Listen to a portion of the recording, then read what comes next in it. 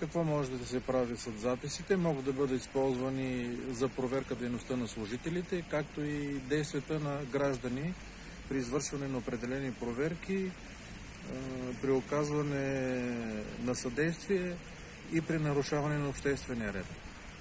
Другата техника, с която разполага патрулно-постовата дейност, служителите, един от екипите, от служителите в екипите има персонална полицейска камера, която извършва същите действия.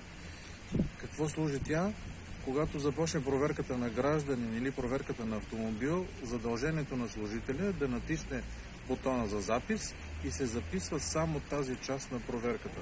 През другото време камерата работи, но не записва, но служителите, които осъществяват контрол върху дейността на полицаите, могат да наблюдават действията й онлайн, като се влезе, въпреки че камерата не записва.